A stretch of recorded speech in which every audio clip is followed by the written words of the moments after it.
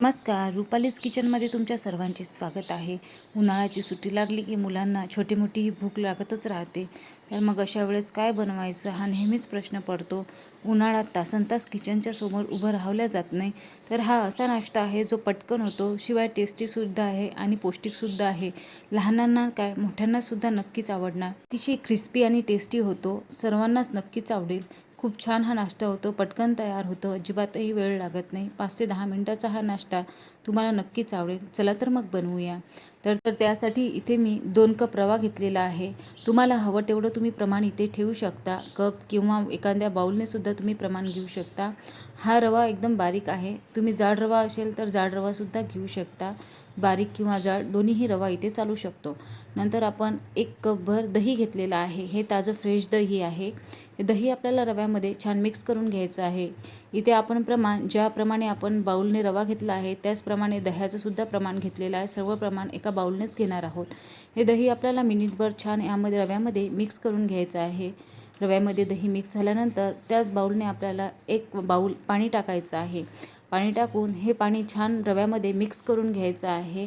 रव्यामध्ये छान मिसळून घ्यायचं आहे. मिनिटभर रवा छान फेटून घ्यायचा आहे.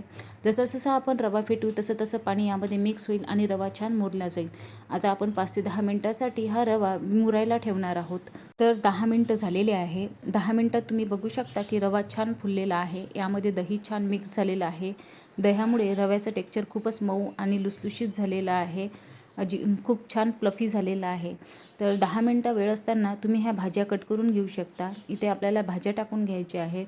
तर यासाठी मी 1 मोठा कांदा बारीक कापलेला इथे टाकून घेतलेला आहे. 1 कट केलेलं बारीक चिरलेलं गाजर, बारीक चिरलेलं टोमॅटो आणि थोडंसं पानगोबी होता तो इथे मी टाकून घेतलेला आहे. उकडलेले थोडेसे वाटाणे होते ते इथे टाकून घ्यायचे आहेत आणि बारीक चिरलेली मिरची आणि कोथिंबीर टाकून थोडासा गरम मसाला, धने पूड आणि इथे मी हे ऑर्गॅनो घेतलेलं आहे. ऑर्गॅनोमुळे आपल्या नाश्त्याला आणखीनच छान चव आलेली आहे इथे.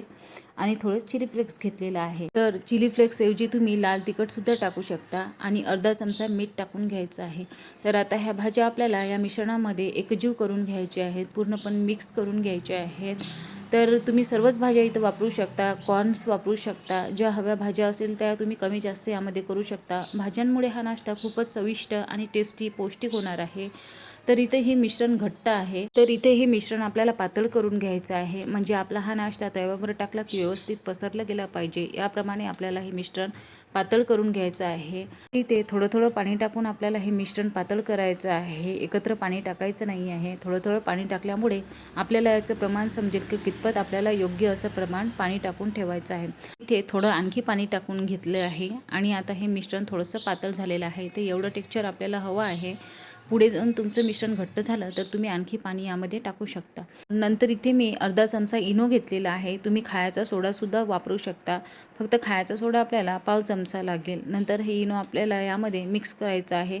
हे फेटून घ्यायचं नाही आहे. फक्त मिनिटभर आपल्याला हे इनो आतमध्ये मुरल्या गेलं पाहिजे एवढं मिक्स करून घ्यायचं आहे. चला तर आता आपण जाऊया नेक्स्ट प्रोसेसवर. तर गॅस ऑन करून तवा गरम करून घेतलेला आहे. आता तव्याला तेल लावून घेऊयात आणि अगदी कमी तेलाचा नाश्ता असल्याने तेल अगदी कमी वापरणार आहोत आपण. आता इथे आपल्याला हे बॅटर टाकून घ्यायचे आहे. तर इथे मी छोटे धिरडे बनवत आहे. तर तुम्ही बघू शकता की हे बॅटर टाकल्यानंतर याला छान पसरून टाकायचं आहे आणि गॅसची फ्लेम आपल्याला लो किंवा मीडियम ठेवायची आहे. जसे हे धिरडे खाली होतील तसे आपल्याला हे पलटून घ्यायचे आहेत. नंतर पलटल्यावर इथे आपल्याला थोडे तेल टाकायचे आहेत. तुम्ही तेल लावू शकता किंवा तेलाला स्किपसुद्धा करू शकता. इथं तेल जास्त वापरण्याची काही गरज नाही आहे. तर तुम्ही दोन्ही साईडने याला छानपैकी होऊ द्यात आणि दोन्ही साईडने हे चांगले झाले की याला छान असा कलर येईल.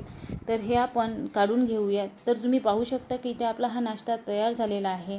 तुम्ही पाहिलंच असेल किती सोपा आणि पटकन होणारा हा नाश्ता आहे. शिवाय यामध्ये भरपूर अशा भाज्या आणि रवा असल्यामुळे हा नाश्ता खायला खूपच छान लागतो.